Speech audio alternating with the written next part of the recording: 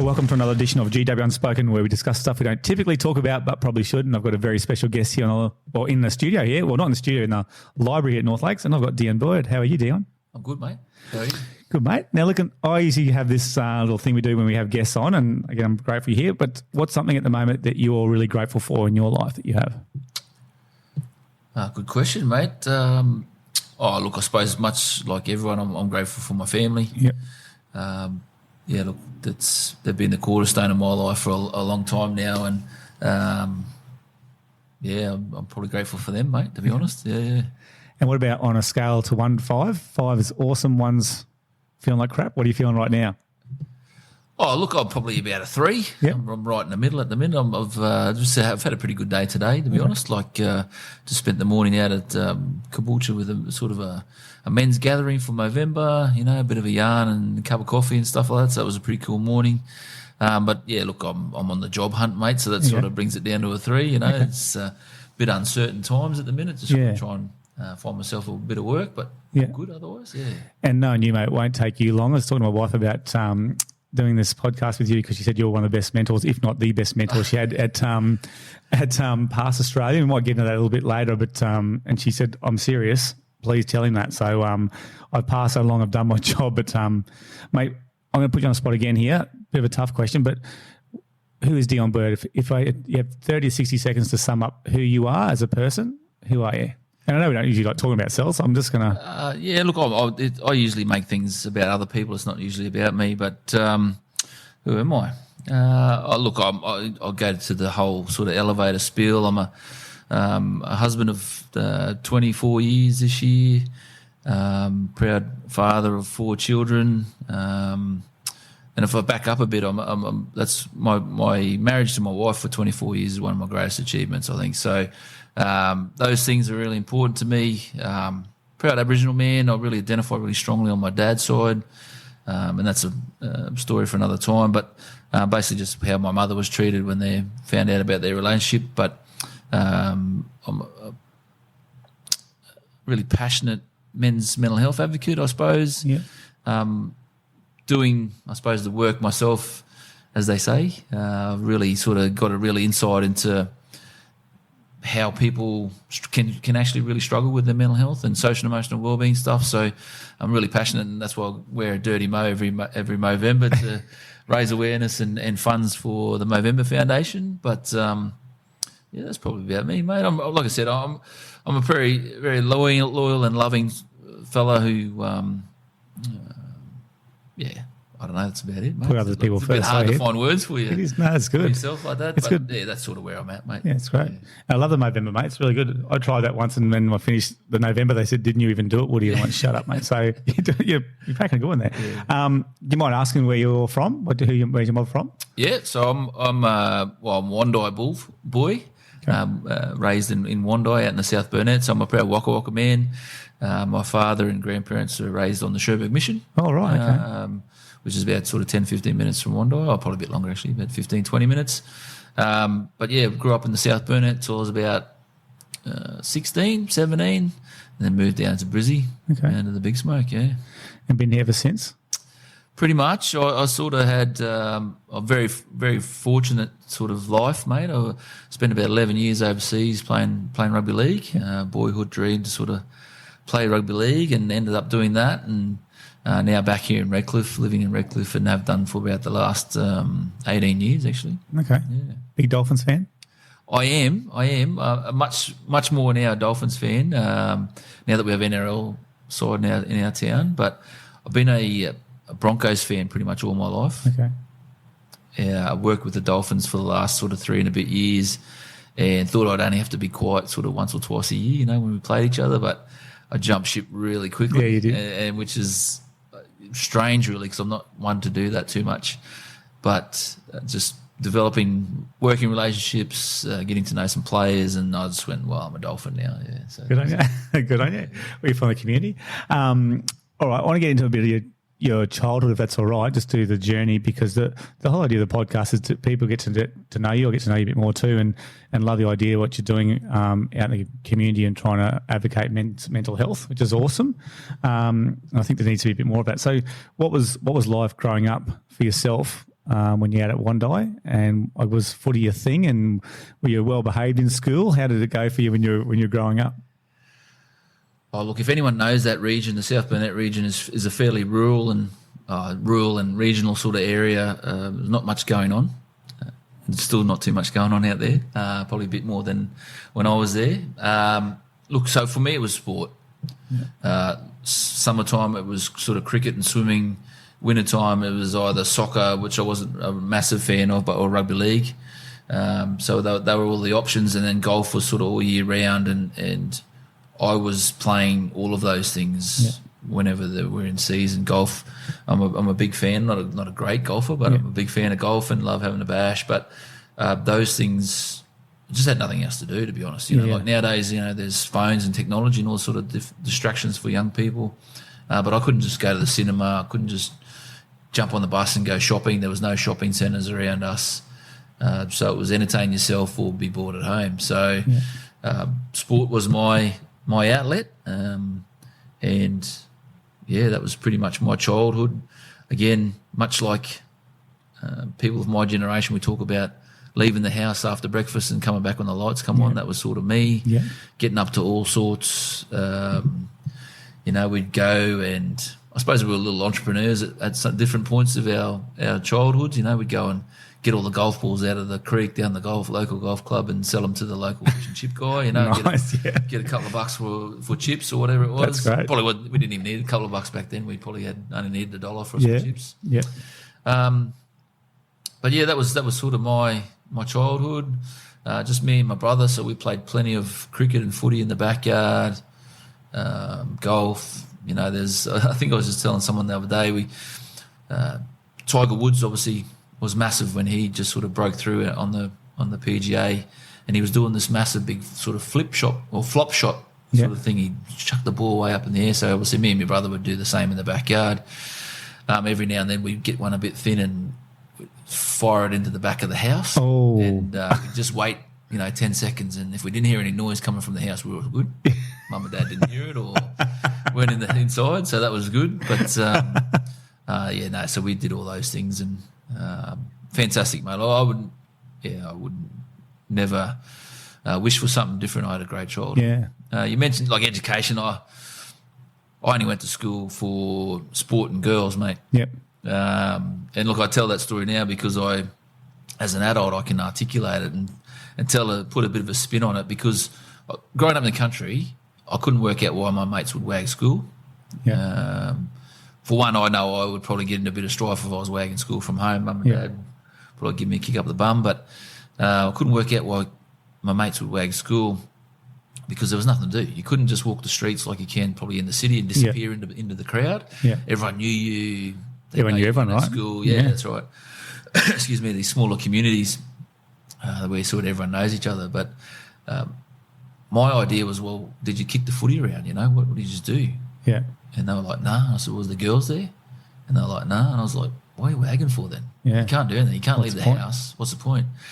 But what it gave me, I gave myself the opportunity every day to learn something.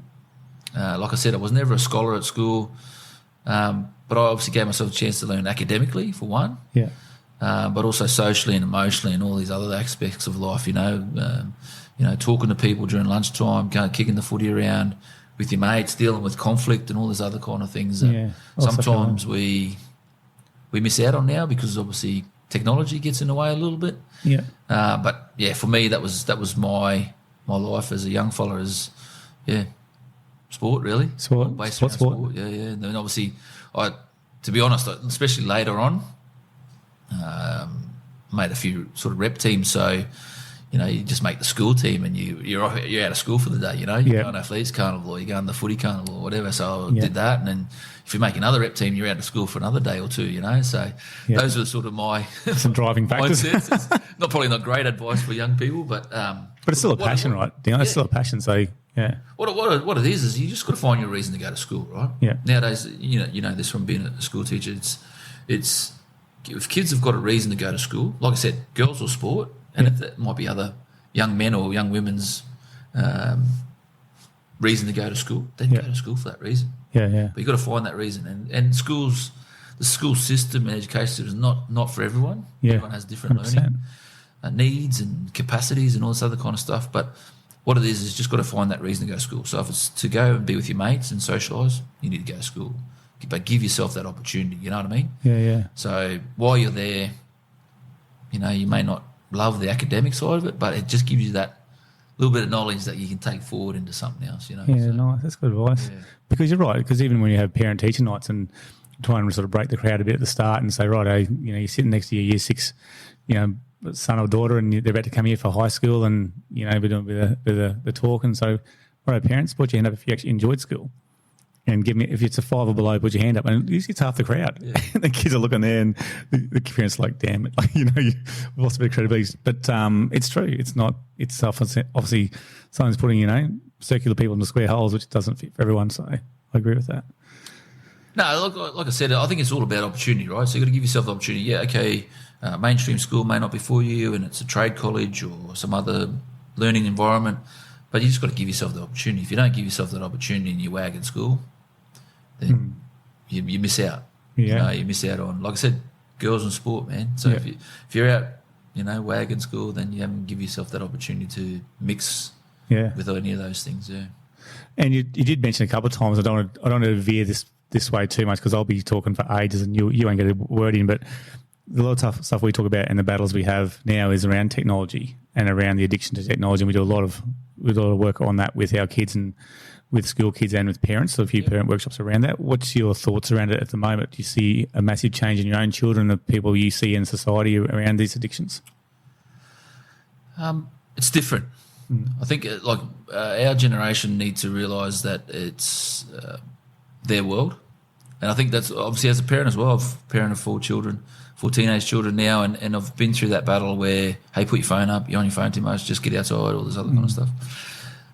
What I started to realise is that that's their world is different to what my world was. So I can't parent the same way or in a style that was my understanding. You know, I had no phone. I didn't grow up with a phone, so my parents didn't have to parent that.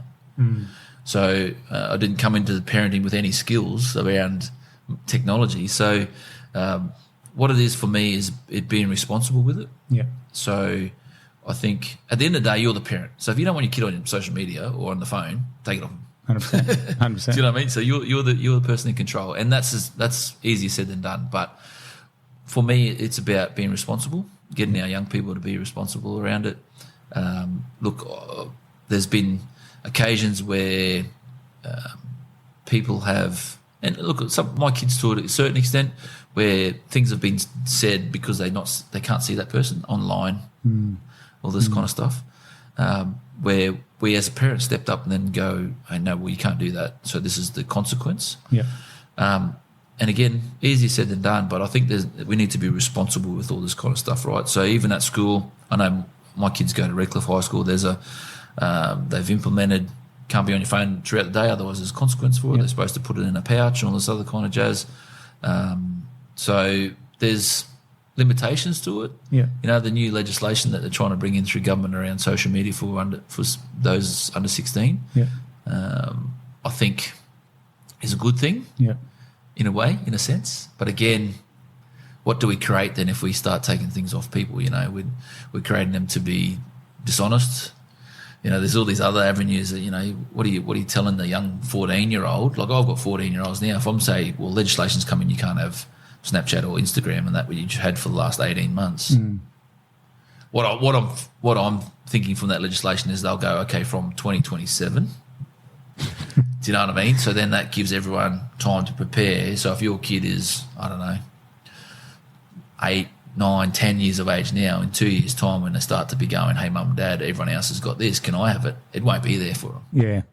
And I think that's going to be a better thing for our kids. I mean, we've done a bit of research with the guys on the show, David Gillespie does a lot of things around that. And the thing that scared me about the social media was that if they've now proven that if you're addicted to social media, you're 4 times more likely to be addicted to alcohol, drugs, pornography, all those things. So we've actually with our kids around between 12 and 14 too, and it's been a massive battle and stuff too. But it's that stuff that we're worried about, that it's just changing that brain chemical. So I'm with you. I love the idea that we didn't have to worry about that when we were younger. We could just think about kicking the footy, going outside the community, and it was like, boy, have you got the cow in? It's 6 o'clock. You can hardly see. Oh yeah, get the dog. Help me put the cow in, and you're out on land the whole time.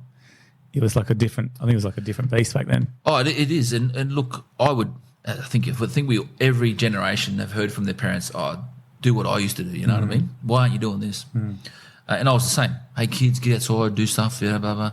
I tell them a story that I'd be out from breakfast to lights on, all this other kind of stuff, and they go, "Well, Dad, can we do that?" And I'm like, "Oh, nah." You know what I mean? So the world's changed. Yeah. So not only has the world changed, and maybe it hasn't changed, but what's happened is that we're all more aware of it. Yes. Yeah. We're all more aware of that there are some pretty bad people out there that can do potentially bad things. So because we're more aware of it, we then limit our kids' opportunities to do stuff like that, what we used to do. Yeah. Because we're trying to protect them, right? That's our main job as parents, protect our kids. So we have to accept that there's other alternatives, and the other alternative now is social media, being on their phone all the time. And again, I think it's literally about that responsibility. Hey, you got to be responsible here. You need, you can only have it this amount of time. Time limits is very important. Time limits. Look, you got to. I think if your kid was never going outside, then there's some issues. Yeah. All right. So if they just went from home to school to bedroom, home again, and that was it. They never did anything else, and they weren't necessarily a sporty kid at school. Yeah.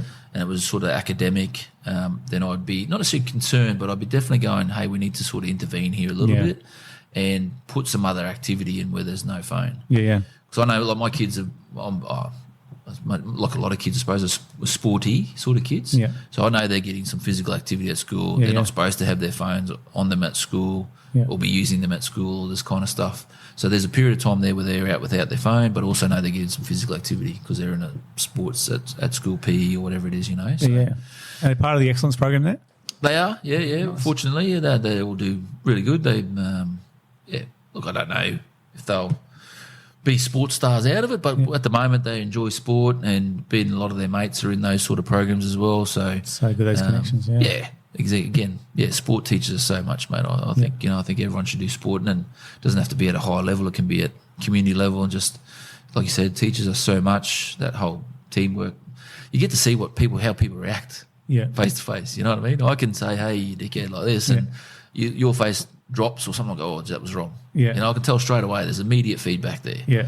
So encouraging kids to be like that more often is important. Like every mealtime we sit together.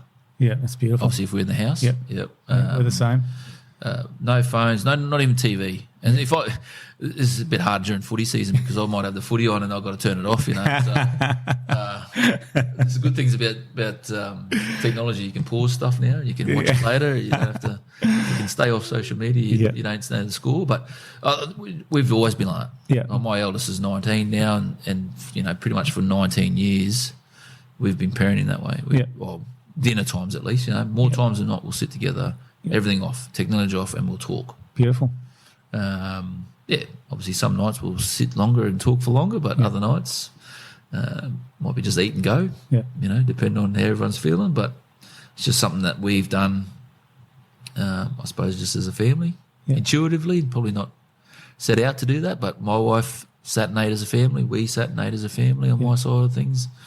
So it's just sort of how we've gone with it. But I think it's a great way to authentically connect with your family too. Yeah. So, we've got a life skills class in Year 8, and they still say the same thing. They wish they still were close to their parents, but parents are busy. Parents often phone. They're on phones, and so it's, I think that's a lost art. I think it's really, a really important thing. Well, if you think about it, if the kid is not really social, and then they're on the phone, and they can't even be social with you, then we're not necessarily setting them up to fail, but it's going to make it harder for them when they leave school and they have to go to the big wide world. Yeah. So that interaction is really important, I think. Yeah. Yeah, definitely. Now let's talk about sport. Your sporting journey, because you've done something that I always want to do. You went and played overseas. You said. Yeah. I wish I had done that. So take me through. How did you get that opportunity? And it was rugby league. Rugby league. Yeah. All right. So do you mind telling us how old you were? How did you get the opportunity? What happened? Oh, look, I was, like I said, I was always sport. Growing up, that was pretty much my life. Everything. I got an opportunity through the lower grades to be part of a Broncos development squad. I never really made it anywhere other than sort of in this region it would be the Sunny Coast. I used to make Wide Bay teams a fair bit for almost everything. But so I finished grade 12, scraped through, got into university at Griffith University. Yep. And we just come out of cricket season, and I was basically put my mindset, right, it was cricket or football. And I think it just because it happened to be end of cricket season, moving into rugby league season. Yeah. Obviously, that was my first crack at trying to make something.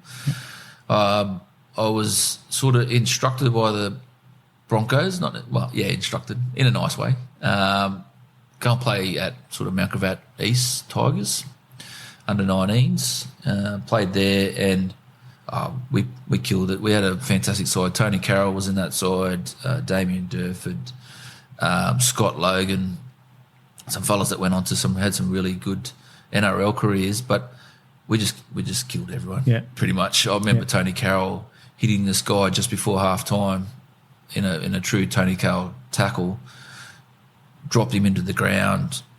He was obviously winded. I'm not sure if he was actually injured anywhere else, but that was just on halftime hooter. We went into halftime, and when we came out, he was still on the field. Oh my God. In that position. Same position. Jeez. So good to have him on your team. 100%. He was a good man, TC. But sort of at the end of that 93 season, I was picked up by the Broncos. They signed me to play signed me at the club. Mm-hmm. I ended up playing predominantly reserve grade, which was pretty cool for me. Back in the day where reserve grade and the A grade team travelled everywhere. Yeah. And I'd only, in 94, I was only 18. So I would have just turned 18 in the January that year. And so obviously I was over the moon. I think I signed a $5,000 contract and thought I was done it, made nice. it. Yeah, well done. But that sort of led to me playing against men really quickly. I hadn't skipped the 19s. There was a 19s team there, and I didn't play a great deal of 19s, but I probably played more reserve grade really quickly. Mm-hmm. So it was a really steep learning curve for me. And then fast forward, that was sort of how I continued up until about 90. Sort of started 96, and at the end of 95, started 96, we had the big Super League battle. Oh, yeah. Super League ARL stuff going.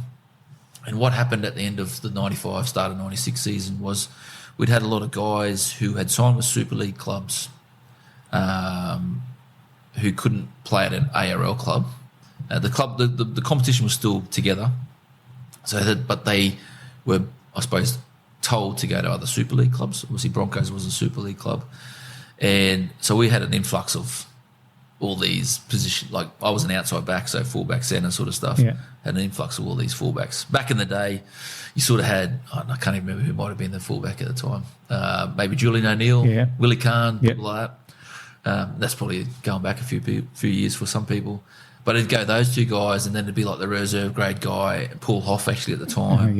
And then it might be another guy, and then it was me. So you might be like 5 or 6 in the line, and because it used to be like for like. If the fullback got injured, then the next fullback would go in. Like nowadays, it's sort of, we'll move the centre to fullback and we'll bring our 14. Not a specialised, yeah. It sort of usually was like for like. So you sort of go, I'm about 5th, so I'm a chance, Then another fullback would leave or something. You go, well, now I'm 4th. Yeah. At the end of that 95, start of 96 season, we had 2 or 3 fullbacks come in. Robbie Ross was one of them. There's a couple of other boys as well. Can't remember their names top of my head. But all of a sudden I went from sort of maybe 4th or 5th in line to sort of 7, 8. And that was cool. I was happy to stay. But got an opportunity about sort of May time from the English Super League to go and play with their Paris Saint-Germain team. Okay. Obviously, they had a Paris team in that English Super League, as it's known now. And they said, do you want to go over? And I think from memory, my first question was, how much is it going to cost me? Yeah. And they said, no, it's all free. And I was like, so I'm going to go over and play first grade, get paid for it, all travels covered. Yep. I said, sweet, let's go. Let's go for footy, yeah. 20 years of age. So you just give up uni? You parked uni? So I was finished uni. So 93, 94, 95, 6. Oh, yeah. So I think, I must have just paused it. I don't remember what I did in the back in the day. What were you studying? Oh, leisure studies. Okay, yeah. I remember leisure studies. studies. Yeah, it was a bit of a joke. Leisure studies was like waxing up my surfboard and all this kind of stuff. But it turned into a Bachelor of Leisure Management or something like that. Okay, yeah. It's probably not worth much nowadays. But yeah, look, I got the opportunity to go over 96, me and a couple of other boys, George Wilson, John Boslam, and loved it. Wow. Was fortunate enough to sign again for the 97 season. And then long story short, I actually ended back up in Australia due to some work visa issues. Oh, okay, right, yeah. So that's a story for another day. But yeah. Came back to Australia. I just met my partner at the time as well, and I said, look, it doesn't look like I'm coming back anytime soon at the minute. At the time, I had to have 14 NRL games or ARL games to go back to get a visa. It didn't look like that was going to happen. I signed with the Dolphins. I'd signed with the Dolphins. I was playing with them, their Q Cup team. Halfway through the year, LA Rams come in for me. Yeah. And, basically week to week sort of contract to start with, and did enough to sort of cement myself in that side for the back end of the season. Played 14 odd games, got enough for a visa, and then back to the UK. Good, wow. Yeah. So spent basically 99 through to 2006 in England, playing for a few clubs. Yeah, unreal and awesome. It's awesome. Yeah, to experience. How did the this is trying to be respectful. Obviously, how did the standard relate to playing for the Dolphins to playing there? Oh, there was definitely a shift in experience. It's really funny. Like I said, I've been very grateful with my life and my career. I actually came back to the Rams after playing basically a year and a half of Super League. So I'd already played a year and a half of Super League, and I think it was Tony Oro at the time. He was playing in the LA Rams. Made my debut, Adelaide Oval. Went all right. Tony actually thanked me or made recognition of me in the change room. I just wanted, his first game in the league, and little did he realise I'd already played a year and a half of footy, But it wasn't, I suppose, a thing back in the day. It used to be we played our winter, and then English Rugby League would play their winter. So that would be that sort of Christmas time or October time through till, April. March. March, April the next year. So you'd see a lot of players go from, I know it happened at the Broncos. The Broncos boys would finish. Ben Walker, I think, was definitely one of these guys. Would then go and play for the London Broncos in the winter time. Yeah. And they make a bit more coin, all this other kind of stuff. Yeah. A bit more experience. And I think the 96 season was the first time they switched to summer. Okay. So basically me going over there just as a raw talent, young fella playing, didn't really have any idea. Like it was better than the Q Cup, definitely better than the Q Cup. Back in the day, though, it was whoever could score the most points. Okay. So it wasn't necessarily defensively minded. Yeah. What happened for me in that time, so 96 through to 2006, is that we just saw it spin the other way. We obviously, whether that was an influence from Australia or not, but we went from, okay, well, if you're going to score 30 points, we'll score 31, to a point of where we had to stop points. Yeah, okay. So we got a bit more defensively minded.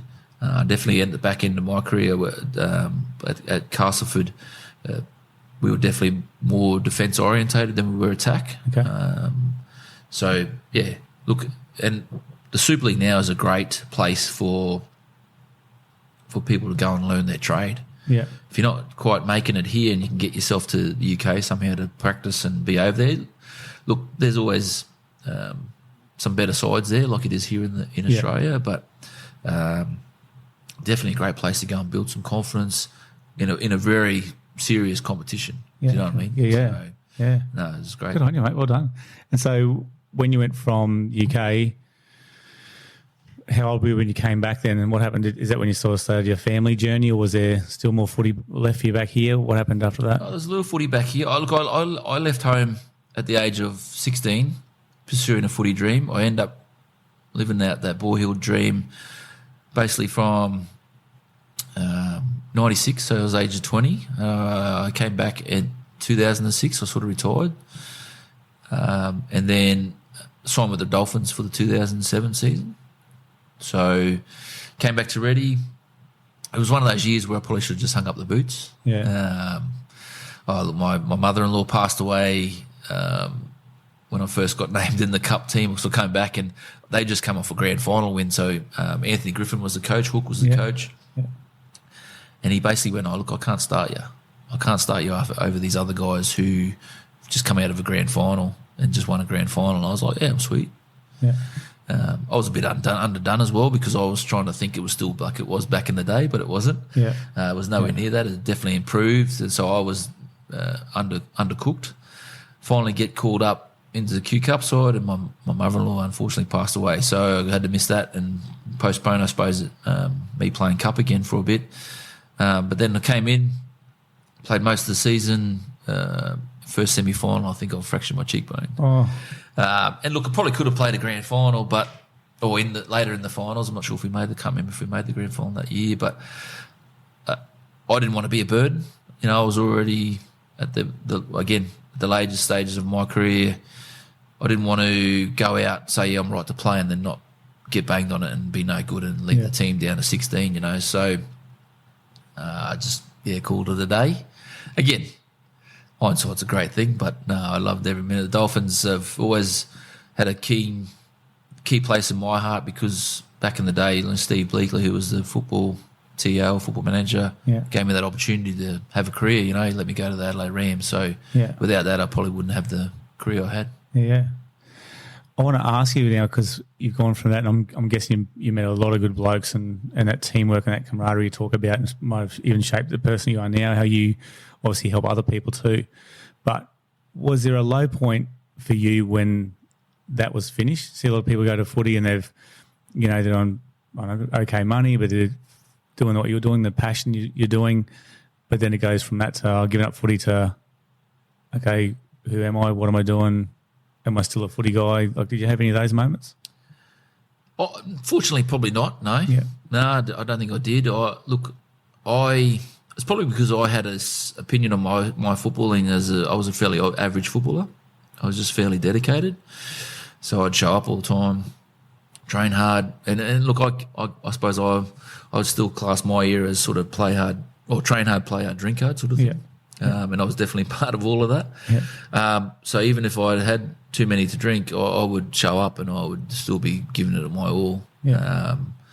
So those sort of things, and I suppose that was me having that, you're an average footballer mentality, which probably helped me.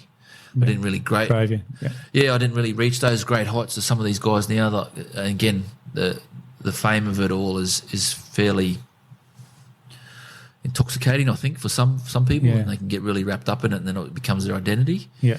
So for me, I obviously didn't reach those heights. I was reasonably well known. I ended up with playing with headgear, so sometimes I'd be in a room with part of the team and no one know who I was, which was always pretty cool. But look, I think it's difficult, mate. Like if you, like I had, 11 years of rugby league. It was what I did for a long time. It wasn't who I was, though. Yeah, okay. At the back end, 2005, my daughter was born. So I think I really focused on that. Yeah. Instead of football. Football was there, but it wasn't the only reason I was sort of here on earth. And then, that was sort of where my focus went. Yeah, to the family. Yeah. Okay. Yeah. And then, so is that when you sort of joined, when you finished the footy, was that when you sort of joined the PASS program, the mentoring program? Was it around that time? Yeah, look, I came back to Australia and I've just come out of the footy wellbeing space. I came back with nothing. What I'm telling all these young fellas now to do is obviously get something under their belt so they can fall back on stuff. Yeah. I had nothing, tried to rush through a Cert 3 fitness course and didn't really do it. And a couple of things. I ended up mowing grass. I was mowing grass, whippersnipping lawns. Up at 5 o'clock, and on the job at 6 and working till 3. It was great, really, because I played footy at the Dolphins. It was great for my fitness, but it wasn't what I wanted to do. And then sort of halfway through the 2007, a mate of mine, Bevan Canning, who I'd played with at the Dolphins, was working at PASS and made a quick send your resume through. This boss looking for workers, blah, blah, blah, and we'll see if we can get you a job. did that. He said, yeah, I'll give you a job. There wasn't much for me to do. He just gave me a job. I remember, and no one will know this guy, or no one potentially listen will know you guy. This guy called Sash Brook, who was one of our, I think he started off as an intern. Okay, yeah. He was mad into his footy. He came and worked with us when he was at Gateshead Thunder, and he worked for nothing. And he has now spent the last 20-odd years at Hull FC as an administrator, and basically started from, I just love this, so I'll do it for nothing. Yeah. So I took his mentality into pass, and it was like, yeah, I'm getting paid for this, but I'm going to just rock up. And I think I was cleaning whiteboards and stuff like this, very mundane sort of work. And then it sort of picked up a little bit, and bam, I realised what I was put on this earth to do, and it wasn't to play footy, it was to sort of mentor young Indigenous kids, young Indigenous kids, because that's what we were doing. But what I've sort of come to realise is more vulnerable people is where my hitting zone is, to be helping those people. Yeah. Yeah. And I knew a couple of students. I was teaching a couple of students who then went into that program, and the ironic thing, they were from Caboolture High, and then when I was at Redcliffe doing the excellence program there, head of PE there, then I used to see the PASS program, but didn't know much about it. I just came in after school or towards the back end of school, and I think there was certs involved and community feeds and that kind of stuff, and it just looked like an awesome program. But I want to know, like, you obviously had that big heart for people. Like you talked about, you're very humble in saying how you're an average footballer, and you've still done a lot with football. You're very humble in fact of saying that, you know, my daughter was born, and that was the most important thing for me then. So you had an emotional connection straight away to you. Look, most of us do our family, but that was definitely family over football. And now you're talking about the past program where you fell in love with helping others. Where did that come from? Did it inspire you? What did something inspire you? Was it a moment in time? Was it passed on from your parents? How do you think or do you just think you fell in it and suddenly fell in love with it? Don't know, mate. That'll be the forever question. I don't really know. I think I'm a very relational sort of person, and I value relationships pretty highly. So that's probably got a lot to do with it. So that's probably about the only thing I can put my finger on. There's my mum and dad were very caring, and for me and my brother, and we've sort of not necessarily got an extended family, but very community minded back in the day. We had to be. You had nothing else. Yeah. So I was. I was never in I think even in grade 11 and 12 when I moved to King Royal High School, I think we only had maybe 100 kids in our class. Nowadays you got like 1,000 kids at school, you know what I mean? Yeah. So we may have had 500 kids at school, and I probably knew most of them. Yeah. So I think that whole thing is that I couldn't necessarily pick and choose my mates a lot because we didn't have many. We didn't have many kids to pick and choose from. So I think I tried to be mates with pretty much all my school class at least. Yeah. On some level, obviously, you're better mates with other people because you got same interests or you live in the same street or whatever. But I think that's sort of where it's come from, and I just found that I was good at it. Yeah. I think what struck me is I think I just went, holy hell, I'm actually really good at this, and kids respond to what I'm telling them. So I must put that knowledge base. End of the day, for me, that's what people want to know. They want to know. Like we go to PTs, right? We go to personal trainers because we don't want to think about the program, but we also think they're the expert. Yeah. So I think that's when kids started looking at me like that, I sort of went, okay, well, I've got to do something with this, and I've sort of gone on to educate myself as best I can about everything. And it's not been great for my career as in terms of moving up the ladder, but what it's given me is it's given me this real base of knowledge that I can just pretty much talk on a lot of things. Yeah. And then you mix in teenage kids, which actually gives you that extra insight into what kids want to talk about. Yeah. And, you sort of can create avenues just to engage with everyone. Yeah. Do you think there's a common problem for people out there? Like you're talking about young Indigenous people you like working with. Is there a common thing that you're there to mentor for them? Like is it the fact they can trust you're going to turn up for them? Is there something that you think that you've got that special quality that you relate to them with? I think generally everyone has probably issues with identity. Okay. All right, regardless of who you are, your identity is obviously, am I good enough? Yeah. Am I too tall? Am I too short? Am I too skinny? Too fat? my ears stick out. All this sort of conscious element to everything that then affects your identity. Yeah. So I think, there's a little bit under the skin of all of us that has this identity crisis, I suppose, which can obviously affect how you relate to the outside world. Social media puts a massive spin on that. You just simply look at, since the day of print media was invented, women have been told how to look and be this shape, our shape, this is what acceptable, this is what clothes you wear, this blah, blah, blah. And men haven't really been victimised by that like that. But nowadays with social media, the body dysmorphia stuff with young men is massive. Yeah. You're supposed to be this shape, you're supposed to be shaving, you're not supposed to be shaving, you're supposed to be, the dad bod. The dad bod's a big thing, but that was never even thought of. That was just dads. You know what I mean? That's right, yeah. They came in all shapes and sizes. So I think definitely identity for all of us. What I found is the key, and this is hard, especially in an education point of view, is that I was only going once a week to school program. But what I was able to work out is that I had to give every kid a clean slate every day. And it's hard to do if you're seeing that kid every day, obviously, and they're playing up every day. But for me, it was about, okay, Gary, me and you had a bad day last time. Yeah. Wipe the slate clean, sorry. Yeah. And go again. Yeah. And it's really hard as a teacher nowadays, because obviously you're seeing that kid 2 or 3 times a week, potentially in extracurricular stuff, all this other kind of stuff. So it's hard for you to go, slate's clean. Yeah. But for me, it's that giving them the opportunity to start again every time. Yeah. But then it's about consistency. Yeah. And we see a lot of programs with Indigenous kids in particular, or in just communities, Indigenous communities, where they go in, get funded by the government to go in and do a program.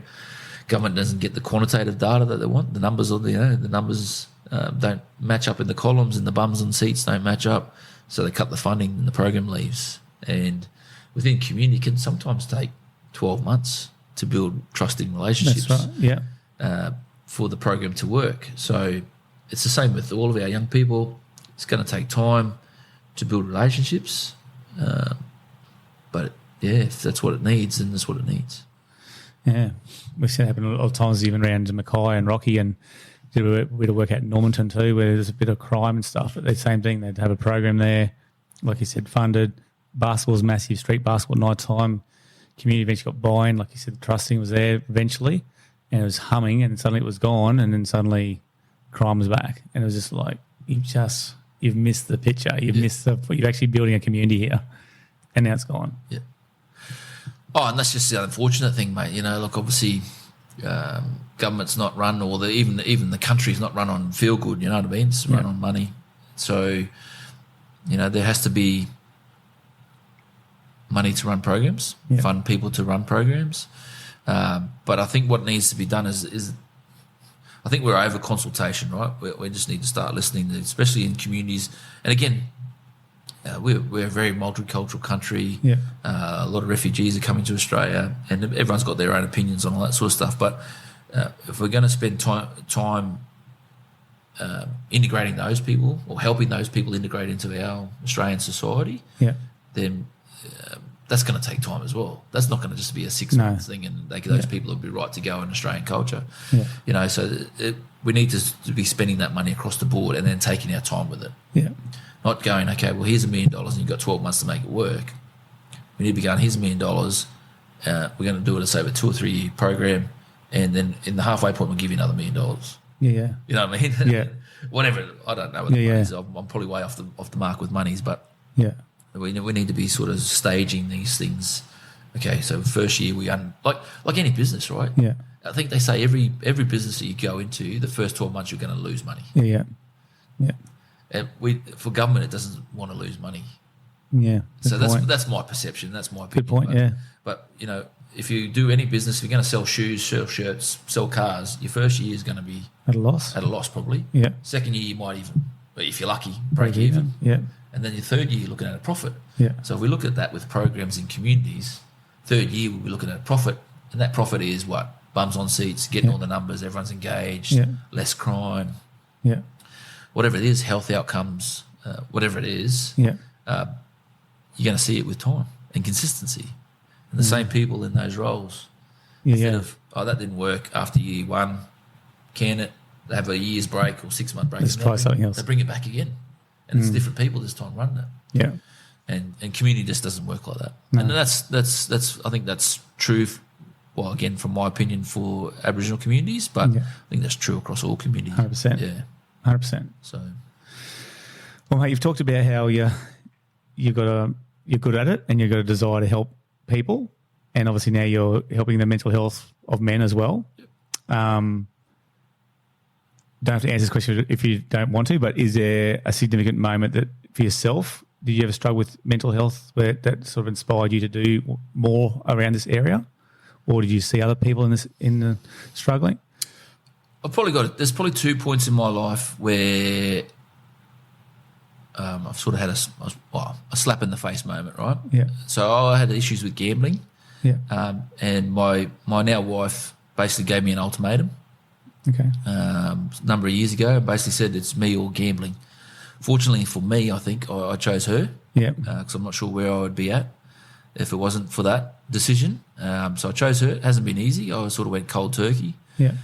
But what it was for me is that she goes, you need to talk to someone. And I didn't really have anyone to talk to. I was in the UK at the time, didn't have any family to talk to. So I went and talked to our chaplain at the club. Yeah. And basically he said to me, are you lying to her? And I hadn't lied to her at all. Yeah. I just hadn't told her anything. And basically he said, he clicked on straight away and he went, well, are you telling her everything? And I went, no, I'm not. And he went, well, that's lying too. So a light bulb moment there, and I went, okay, well, that's what I've got to do. I'll turn things around. Yeah. And look, I never know how to talk about that sort of stuff in terms of whether I'm a gambler or a reformed gambler or I'm not a gambler anymore. Yeah. But, that's what I had. I had issues with gambling.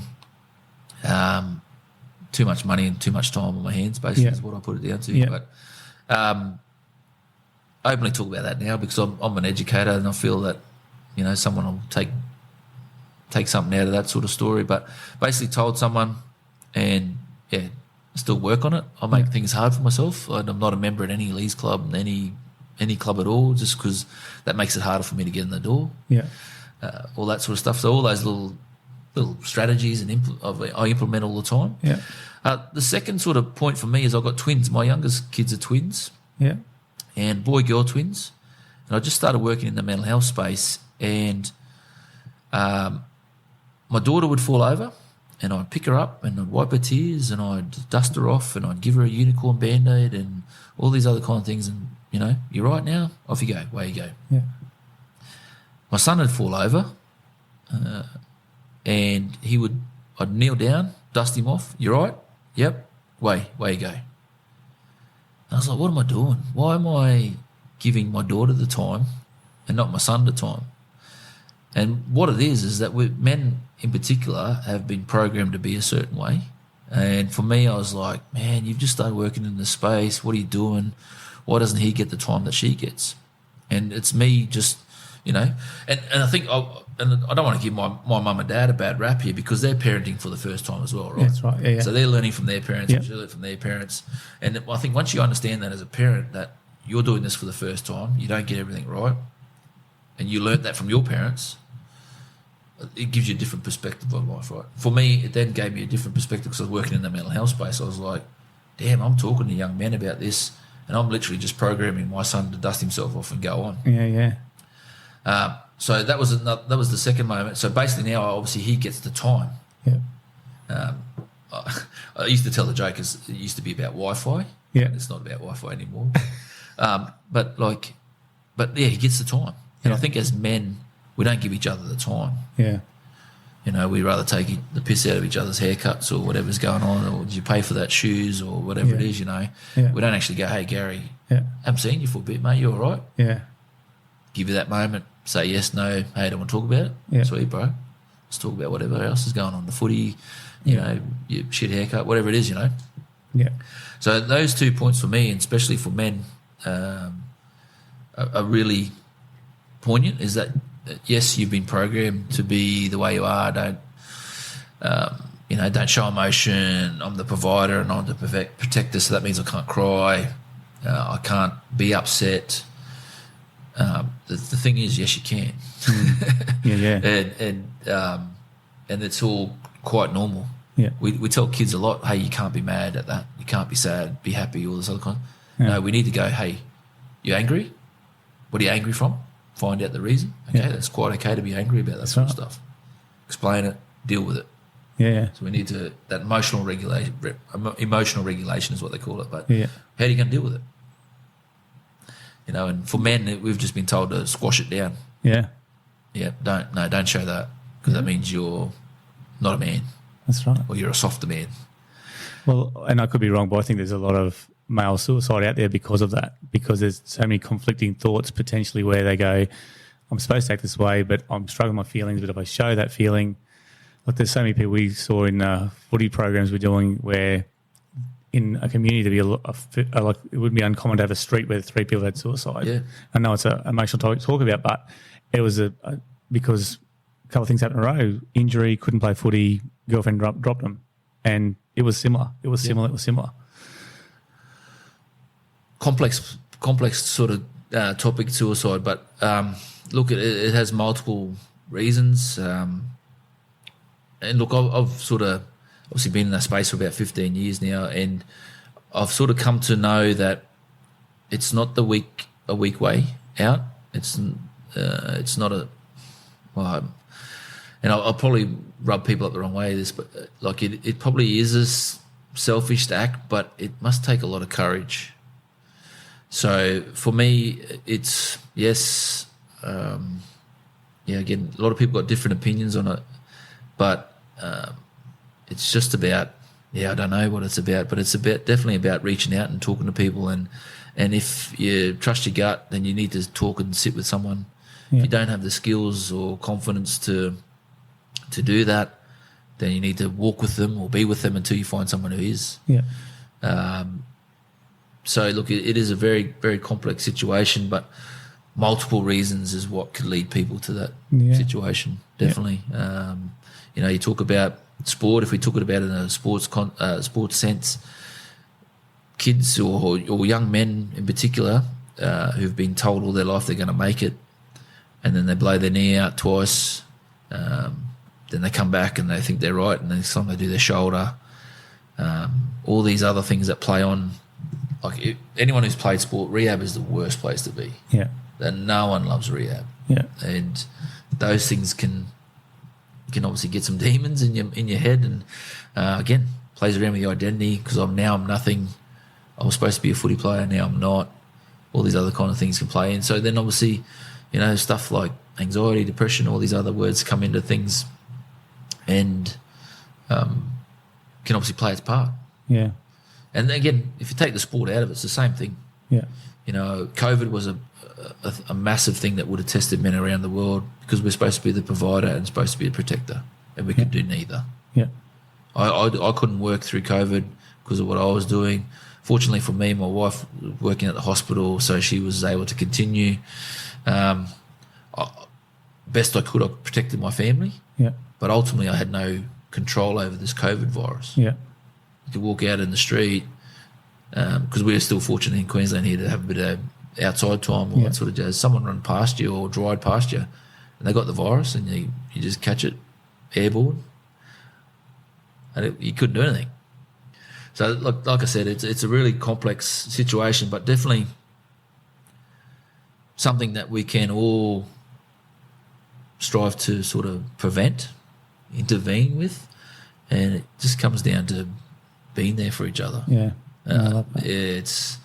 I wish I had a silver bullet, mate. I'd be probably a rich man, but be saving a lot of lives at the same time. But it's definitely a relational thing for me. Yoann Hari writes a book, Lost Connections. Read it? Yep. Yeah, it's a good one. It just talks about the power of human connection. Yeah. Basically, how can't even think where it was now. There's an older woman in the. I think she even writes on a sign in the window, says I'm gonna die today or whatever at 12 o'clock, and someone sees that and actually goes and knocks on the door and starts talking to her. Yeah. And anyway, but I think that human connection, we all innately want to belong somewhere. Yeah. And if that can happen, then I think we'll be in a better better position. And a lot of my thinking comes around, and I don't even know if it's a true story. I assume it's a true story. A number of years ago, I read this article about this fellow who's about to take his own life. He was walking the street. He was going to where he was going to, I suppose, take his own life. And someone said, "G'day, mate," to him. And basically he thought he was invisible to the world. Yeah. And basically this guy saying hello to him said, "Well, hang on, I'm not invisible," saved his life. Wow. Just by taking the time to say good day. Just say g'day, yeah. So ever since that point, I reckon that's probably 7, 8, maybe even 10 years ago that I read that story. I'm one of those people now that'll walk down the street and acknowledge everyone. And my kids, we can walk through a crowd of people and I'll go, "G'day, g'day, g'day, g'day, how you going? Yeah, good." Yeah. Get out the other side and the kids go, "Who's all those people?" I'll go, "I don't know." Yeah. No idea. Yeah. But that's just my way of going. If that is the smallest thing I have to do is to say g'day to someone. And that's a little strategy. Just acknowledge them and it saves their life, then that's all I can do, mate. That's awesome. Yeah. So that's some good insights. I love those insights. Yeah, look, it's a difficult topic to sort of navigate, but yeah, I think just being there for each other and letting everyone know that they're not alone. Yeah. I think mental health is one of those things where people go, I'm the only one that experiences this. Yeah. And you're not. No. Someone, look, it's not the same because it's obviously your trauma or your pain. Yeah. Excuse me, but similar. Yeah. Definitely can understand how you're feeling. So you talked about before about, everyone having their own identity and to connect with your identity. Here's a tough one for you, or maybe it's not a tough one for you. What does Deon Bird see when he looks in the mirror? I'm not talking physically either. No, because I'm in good shape at the minute. No, jokes. Look, I've had probably imposter syndrome all my life, and it's only now as I sort of get to understand myself and identity and all that sort of stuff. I just describe myself as an average footballer, so I think that whole mentality is imposter syndrome is the fact that I never thought I was good enough to be part of some of the teams I played in. So I still see a little bit of that today. I see a fella that cares. Yeah. Yeah, I honestly care about people, and my perspective around a lot of things has changed massively. Just around, understanding. In fact, probably not even understanding because I don't know what's going on in people's lives, but given that opportunity to go, okay, well, that behaviour is because of that. Yeah. And, I've talked about heaps of concepts, but there's a concept about thinking above the line. Yeah. So if you think below the line, you talk about bed, so blame, excuses, denial. Yeah. And if you think above the line, you talk about awe, so opportunities, acceptance, responsibility, or accountability, I think it might be, and responsibility. So I sort of think above that line now and, okay, well, I'm accountable for that. There's an opportunity here. There's a responsibility to do this. And if you attach breath work to it, sometimes it's a bit out there, woo-woo sort of stuff for people. Yeah. So like someone cuts you off in traffic and you're able to sort of go, breathe, all right, there's a reason for that. And it's not justifying their behaviour, but what it is allowing you to sort of deal with what might be going on. Because obviously most people react with anger. Yeah. You cut me off, you dickhead, blah, blah, yeah. blah. So if you ever go, all right, there's a reason for that, let it slide. There's a reason for a person being rude to me. And we shouldn't be accepting bad behaviour and we shouldn't be accepting rude behaviour and all this other kind of stuff. But we just need to maybe think, okay, there's a reason for that. Yeah. Potentially. So that's what I've sort of come to realise. So for me, that's what I see in the mirror is that fellow that cares but also tries to understand a lot more about other people nowadays. Yeah. Yeah. Mate, the kids are blessed to have you, and so are the people you're working with the mental health, like your friends and that. And is there anything that I've missed that you want to talk about in the podcast? Mate, I can chat for ages. I don't mind a yarn. Look. If anything, like for me, mental health doesn't discriminate. No. All right, I'm of Aboriginal descent. I have Aboriginal heritage, so I've got obviously a soft spot there. I've got a soft spot for people from the regional sort of areas, rural areas as well. But what I know is that mental health doesn't discriminate, regardless of your colour, creed, persuasion, whatever it is. It can happen to anyone, anytime, and anywhere. Yeah. So the more we can educate ourselves, for one, the better off the place will be. And the more we can just have that bit of kindness just to potentially help out other people is obviously going to put us in good stead as well. But for me, it's all about education. Yeah. All that sort of stuff. Like I know people who've, changed jobs, changed states, changed countries and go, oh, I used to have this issue there, now I won't. Yeah. And I'll go, oh, did you leave your brain in that country, state, job? And they're like, what? Well, you still got the same brain. Wherever you are now, you've brought the same same brain to this position. Yeah. So you need to educate yourself on when do I feel this way? Is it because I've not eaten all day, not drunk enough water, haven't exercised for days, haven't been out in the sun for whatever, and going, okay, well, when I get this way, it's one of 2 or 3 things. Yeah. I haven't talked to someone for days, whatever it is, Yeah. So it's about educating yourself and then telling people about it. Yeah. So I don't hide anything about my gambling addiction anymore. Look, I've spoken to just about everyone. I spoke to a men's group this morning about my gambling, but it's because I'm wanting to educate people. Yeah. I'm wanting to, and in my own way, it's my accountability, right? Yeah. So me telling you and even people listening to your podcast, they see me in the street and I'm about to walk into a pub, into the pokey section. Someone tapped me on the shoulder. All of a sudden, not only have got my family looking out for me, I've got all these other people looking out for me. Yeah, good point. To stop me, well, again, not necessarily stop me, but a barrier for me to then The accountability in that. yeah, participate in whatever that might be. And, that's just my little strategy. But for me, it's still part of that healing process, still part of that, just part of what it is to get better. Yeah. And that's my story, but I think you can apply that to everything. Yeah, 100%. Yeah, to whatever else is going on. That's awesome, mate. It's really good. And look, it's been awesome having you on the show. I'm not going to kick you out of here in a second, but I can't let you leave without some of these really important questions, if that's all right. Yeah, go for it. Because those were pretty good answers, to be fair, but these are the hard-hitting ones. Ready? Okay. Yeah. So here it is. Here's a bit of a word association game for you, right? So I'm going to say a word, and you're going to give me a bit of a sentence about it. Okay. You ready? Yeah. Family. Can't live with them, can't shoot them. No, can't say that. Look, Can't edit this. my wife, she'd probably be laughing if she heard that. But family's everything. Yep. I think it's really important. And my wife, she tells me to go get other friends, but she's my best friend. Yeah. And that's not through obligation because we're married. She's my confidant. She's my person I can, cry laughing with and all these other kind of things and cry with, literally cry with. I probably need other friends, but yeah, she's my best friend. But I have so much pride and joy in my kids. They're hopefully going to be decent people. Well, not hopefully, they will be decent people, and they'll achieve great things, I think. But yeah, just really proud of them and grateful to be blessed with such a great family. Yeah, Nice. All right. What's the first word that comes to your mind when I say this word? Rugby league. Love. Steak.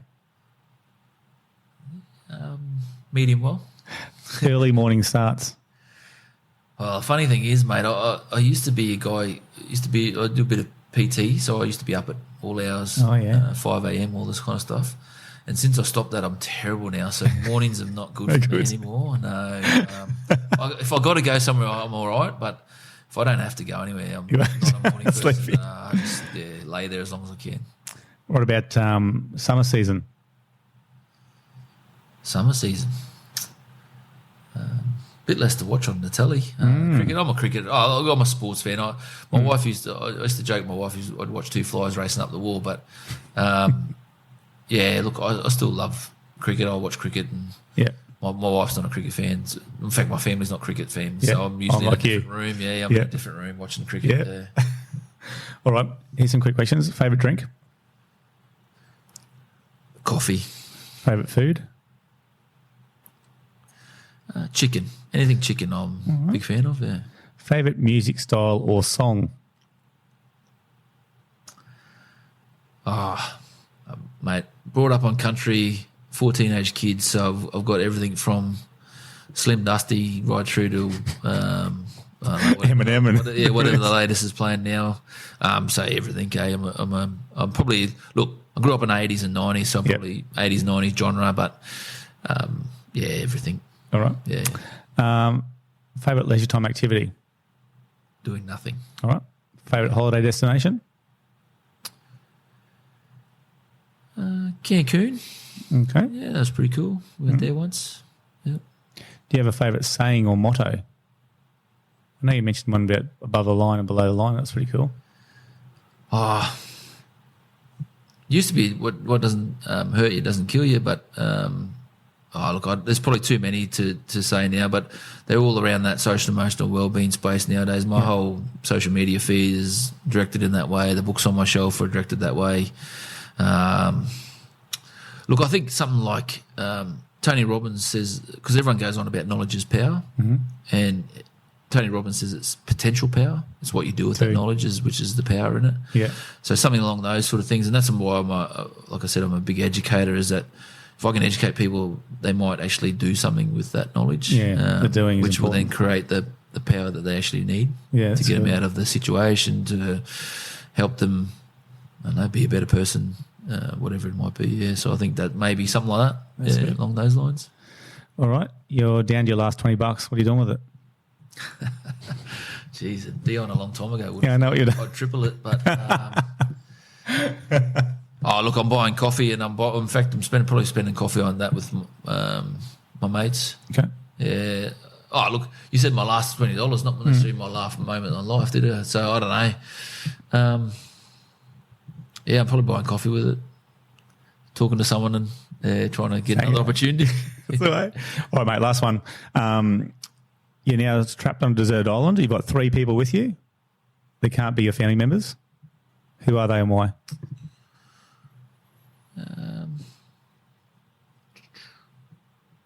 There can be anyone in the world, not just the ones you know personally. That's a hard one, mate. There's a fella, he might be too much actually after a while, but a fella called Gary Vaynerchuk. Yeah. Gary V. Yeah. He's a fella I listen to. Look, and I don't know, he's a pretty good motivator, so I'd like to have him, but again, he might be too much after a while. So I'm going really sport minded here since you said I couldn't have family. Someone like the King, Wally Lewis, he was an idol of mine, obviously growing up. So to talk to him about footy, that'd be pretty cool. Yeah. Gee, man, I don't know. Who else would I have there? See, this is where I love how you're thinking. I should get out more out of my family's life, really, shouldn't I? No. I love how you think. It means it's going to be good. It's built up now. It's going to be good. It's going to probably disappoint people now. Just trying to think, mate. Look, it'd be someone else sporty, hey. Yeah. The icon. Yeah. I don't know who would it be. Look, and he's obviously no longer with us, but someone like Shane Warne. Yeah. Someone who lived a really charismatic life, both off and on the field. Yeah. But brought a lot of joy to everyone's life. Yeah. You know, like he wasn't necessarily the clean living bloke, but definitely had some skills, especially on the cricket field, that no one else has possessed since. Yeah. And before actually that time, I reckon. So someone like that, I think. He'd keep you entertained on the island, wouldn't he? Yeah, he definitely would. It'd be good fun. Be good fun. But yeah, look, those people, I think, that'd be good. My family, it'd be good. Hopefully, it'd be a different crew. It would be so nice. Yeah. Mate, I'm grateful you're on the show. Thanks for your trust to come down here and have a chat. I love to have a yarn. Love to have you back on the show. And mate, you're obviously doing some great things, and you can just feel your heart, and you're in the right business for helping people. And I just hope people can hear this and appreciate what you're doing. And I think the people who come across your path, mate, they're going to be blessed. So thanks for coming in. No, I appreciate it. Thank you.